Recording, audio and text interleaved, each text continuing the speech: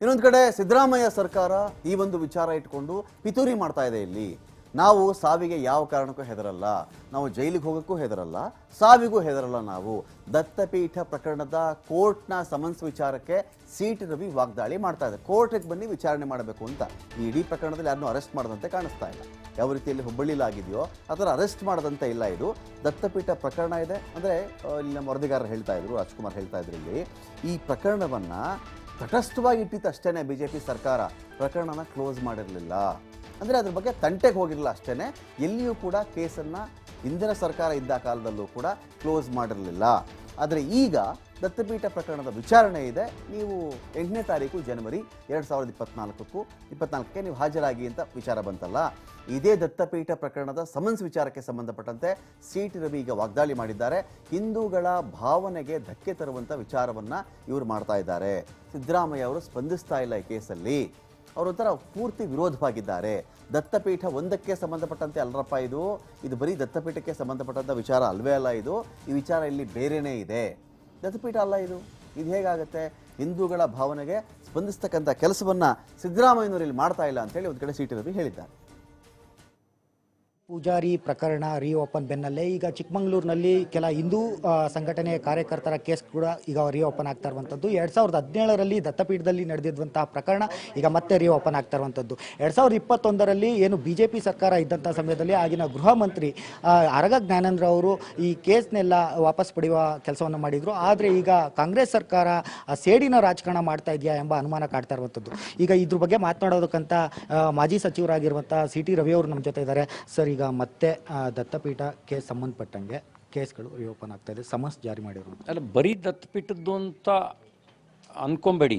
ಈ ಹುಬ್ಬಳ್ಳಿ ಪ್ರಕರಣ ಇರ್ಬೋದು, ಕಲಬುರಗಿ ಪ್ರಕರಣ ಇರ್ಬೋದು, ಶಿವಮೊಗ್ಗದ ಪ್ರಕರಣ ಇರ್ಬೋದು. ನಾನು ಮುಂಚೆ ಬಿಡಿಯಾಗಿರೋ ಘಟನೆಗಳಿರ್ಬೋದು ಅಂತ ಅಂದ್ಕೊಂಡಿದ್ದೆ. ಈಗ ನನಗೀಗ 4 ಜಿಲ್ಲೆ ಮಾಹಿತಿ ಬಂತು. ಇನ್ನೆಷ್ಟು ಜಿಲ್ಲೆಗಳ ಮಾಹಿತಿ ಕೆಲವೇ ದಿನಗಳಲ್ಲಿ ಬರುತ್ತೋ ಗೊತ್ತಿಲ್ಲ. ಯೋಜನಾಬದ್ಧವಾಗಿ ಹಿಂದೂ ಸಂಘಟನೆಗಳನ್ನು ತುಣಿಬೇಕು ಅನ್ನೋ ಉದ್ದೇಶದಿಂದಲೇ ಸಿದ್ದರಾಮಯ್ಯನವ್ರ ನೇತೃತ್ವದ ಕಾಂಗ್ರೆಸ್ ಸರ್ಕಾರ ಪಿತೂರಿ ನಡೆಸಿದೆ ಅಂತ ನನಗನ್ಸುತ್ತೆ. ಇದಕ್ಕಾಗಿಯೇ ಒಂದು ಸಂಸ್ಥೆನೂ ಕೂಡ ವರ್ಷಕ್ಕೆ 14-15 ಕೋಟಿ ದುಡ್ಡು ಕೊಡ್ತಾ ಇದ್ದಾರಂತೆ. ಅವ್ರ ಕೆಲಸ ಸೋಷಿಯಲ್ ಮೀಡಿಯಾದಲ್ಲಿ ಟಾರ್ಗೆಟ್ ಮಾಡೋದು, ಯಾರು ದೇಶ ಹಿತದಲ್ಲಿ ಹಿಂದೂ ಹಿತದ ಬಗ್ಗೆ ಟ್ವೀಟ್ ಮಾಡ್ತಾರೆ ಅವ್ರನ್ನ ಟಾರ್ಗೆಟ್ ಮಾಡೋದು, ಅವ್ರ ಮೇಲೆ ಸುಳ್ಳು ಕಂಪ್ಲೇಂಟ್ ಕೊಡೋದು. ಇದೆಲ್ಲ ಈ ಷಡ್ಯಂತ್ರ ಮಾಡೋಕ್ಕೆ ಅಂತಲೇ ಒಂದು ಸಂಸ್ಥೆನ ಕಟ್ಟಿದ್ದಾರಂತೆ. ಅದರಲ್ಲಿ ಬಹುತೇಕ ಜನ ಅರ್ಬನ್ ನಕ್ಸಲರು ಇದ್ದಾರಂತೆ. ಅರ್ಬನ್ ನಕ್ಸಲರು ಸೇರ್ಕೊಂಡಿದ್ದಾರೆ. ಅವರು ಎಲ್ಲೋ ಪಿತೂರಿ ಮಾಡಿ ಎಲ್ಲ ಮಾಡ್ತಿದ್ದಾರೆ ಅಂತ ಮಾಹಿತಿ ಕೊಟ್ಟಿದ್ದಾರೆ. ನಾನೀಗಾಗಲೇ ಹಿರಿಯ ಅಧಿಕಾರಿಗಳ ಜೊತೆಯಲ್ಲಿ, ವಕೀಲರ ಜೊತೆಯಲ್ಲಿ, ಈ ಹಿಂದೆ ಗೃಹ ಸಚಿವರಾಗಿ ಕೆಲಸ ಮಾಡಿದಂಥ ಜ್ಞಾನೇಂದ್ರ ಜೊತೆ ಮಾತಾಡಿದ್ದೀನಿ. ರಾಜ್ಯ BJP ಅಧ್ಯಕ್ಷರ ಜೊತೆಲೂ ಮಾತಾಡ್ತೀನಿ, ವಿರೋಧ ಪಕ್ಷದ ನಾಯಕರ ಜೊತೆಲೂ ಮಾತಾಡಿ ಇವರು ಏನು ಕುತಂತ್ರ ಮಾಡಿದ್ದಾರೆ, ಈ ಕುತಂತ್ರಕ್ಕೆ ಪ್ರತಿತಂತ್ರವನ್ನು ನಾವು ರೂಪಿಸ್ತೇವೆ. ಮತ್ತು ಒಂದು ಮಾತು ಹೇಳ್ತೇನೆ, ನಾವು ಹೆದರಿ ಕೂತ್ಕೊಳ್ಳೋರಲ್ಲ, ಸಾವಿಗೆ ಹೆದರದೇ ಇರೋರು, ಜೈಲಿಗೆ ಹೆದರದೇ ಇರೋರು, ಪುಟ್ಕೋಸಿ ಕೇಸಿಗೆ ಹೆದರಿ ಕೂತ್ಕೊಳ್ಳೋರಲ್ಲ, ಎದುರಿಸ್ತೇವೆ.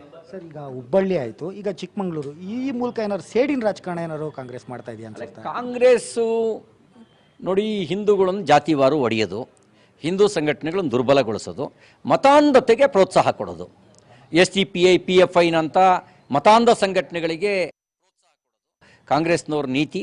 ಸಿದ್ದರಾಮಯ್ಯನವರು ಅವರು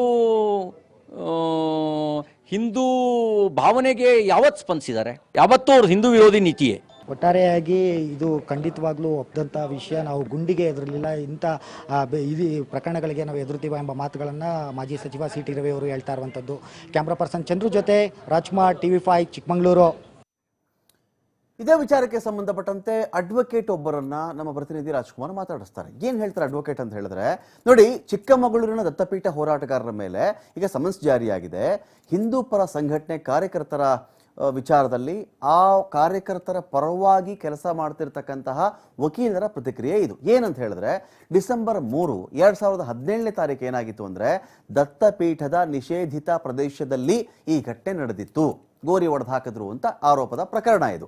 ನಿಷೇಧಿತ ಈ ಪ್ರಕರಣದಲ್ಲಿ 14 ಜನ ಏನು ಮಾಡಿದ್ರು ಅಂದರೆ, ನಿಷೇಧಿತ ಪ್ರದೇಶದಲ್ಲಿ 14 ಜನ ಹೋಗಿ ಭಗವಧ್ವಜವನ್ನು ಹಾರಿಸ್ಬಿಟ್ಟಿದ್ರು.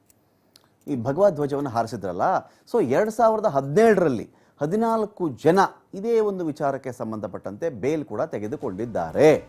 ಈ ಪ್ರಕರಣದಲ್ಲಿ ಪೊಲೀಸರು ಏನು ಮಾಡಿದ್ರು, ಇಲ್ಲಿವರೆಗೂ ಆರೋಪ ಪಟ್ಟಿ ಅಥವಾ ಚಾರ್ಜ್ ಶೀಟ್ ಇದನ್ನೇ ಸಲ್ಲಿಕೆ ಮಾಡಿರಲಿಲ್ಲ.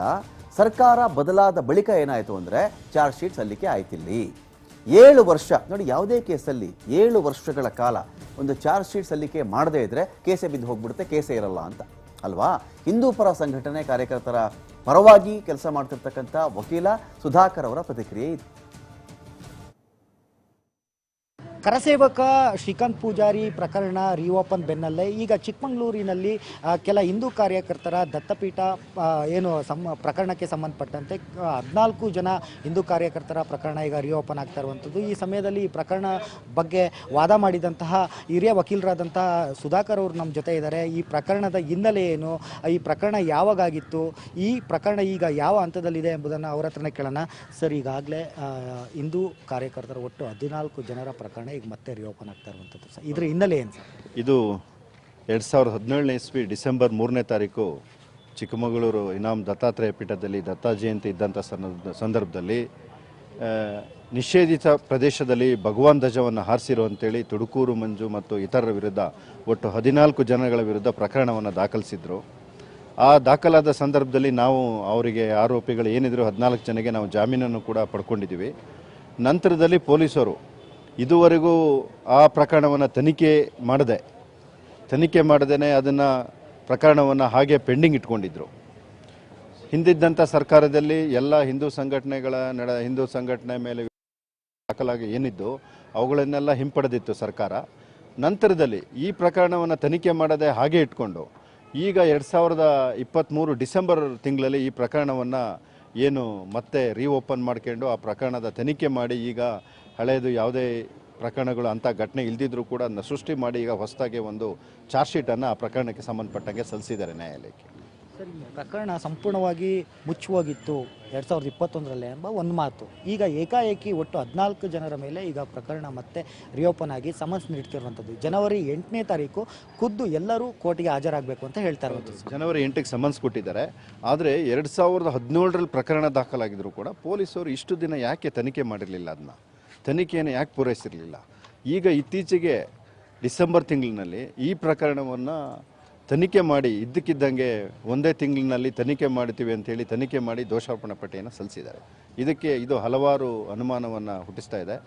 ಹಿಂದೂ ಸಂಘಟನೆಯನ್ನು ಟಾರ್ಗೆಟ್ ಮಾಡಿ ಈ ಪ್ರಕರಣ ದಾಖಲಾಗಿರೋದು ಅನ್ನೋದು ಮೇಲ್ನೋಟಕ್ಕೆ ಕಂಡು ಬರ್ತಾ ಇದೆ. ಈ ಪ್ರಕರಣ ಮುಚ್ಚೋಗಿತ್ತಾ ಇಲ್ಲ ಇನ್ನೂ ಜೀವ ಇತ್ತಾ ಸರ್? ಈ ಪ್ರಕರಣದಲ್ಲಿ ಅವರು ತನಿಖೆ ಮಾಡಿದರೆ ಮಾತ್ರ ಯಾವುದೇ ಪ್ರಕರಣ ಮುಂದುವರಿಯೋದು. ತನಿಖೆ ಮಾಡಿಲ್ಲ ಅಂದರೆ ಪೊಲೀಸರು FIR ಮಾಡಿರ್ತಾರೆ ಅಷ್ಟೇ. ನಂತರದಲ್ಲಿ ತನಿಖೆ ಮಾಡಿ ದೋಷಾರೋಪಣಾ ಪಟ್ಟಿ ಸಲ್ಲಿಸಿದ್ರೆ ಮಾತ್ರ ಅದು ಪ್ರಕರಣ ಮುಂದುವರಿಯೋದು. ಈ ಪ್ರಕರಣವನ್ನು ತನಿಖೆ ನಡೆಸಲು ಹಾಗೆ ಕೈ ಬಿಟ್ಟಿದ್ರು. ಈಗ ಇದಕ್ಕಿದ್ದಾಗೇನೆ ಅದಕ್ಕೆ ತನಿಖೆ ಮಾಡಿದ್ದೀವಿ ಅಂತೇಳಿ ಈಗ ರಿಪೋರ್ಟನ್ನು ಕೊಟ್ಟಿದ್ದಾರೆ. ಈ ಮೂಲಕ ಏನಾದರೂ ಸರ್ಕಾರ ಸೇಡಿನ ರಾಜಕಾರಣ ಮಾಡ್ತಾ ಇದೆ ಅಂತ ನಿಮ್ಗೆ ಅನ್ಸುತ್ತೆ ಸರ್? ಖಂಡಿತವಾಗಿ. ಯಾಕೆಂದರೆ ಈಗ ಇದುವರೆಗೂ ಕೂಡ ಆ ಪ್ರಕರಣದಲ್ಲಿ ಸುಮಾರು 2017ರಿಂದ 23ರಲ್ಲಿ ಡಿಸೆಂಬರ್ನಲ್ಲಿ ಚಾರ್ಜ್ ಶೀಟನ್ನು ಸಲ್ಲಿಸ್ತಾರೆ ಅಂದರೆ ಇಷ್ಟು ದಿನ ಯಾಕೆ ತಡವಾಯಿತು ಅನ್ನೋದ್ರ ಬಗ್ಗೆ ಅದರಲ್ಲಿ ಯಾವುದೇ ಕಾರಣಗಳನ್ನು ಕೂಡ ಕೊಟ್ಟಿಲ್ಲ. ಒಟ್ಟಾರೆಯಾಗಿ ಈ ಪ್ರಕರಣಕ್ಕೆ ಸಂಬಂಧಪಟ್ಟಂತೆ ಹಿರಿಯ ವಕೀಲರಾದಂತಹ ಸುಧಾಕರ್ ಅವರು ಈ ಬಗ್ಗೆ ಹೇಳಿರುವಂಥ ಮಾತುಗಳು. ಕ್ಯಾಮ್ರಾ ಪರ್ಸನ್ ಚಂದ್ರು ಜೊತೆ ರಾಜ್ಕುಮಾರ್, TV5 ಚಿಕ್ಕಮಗಳೂರು.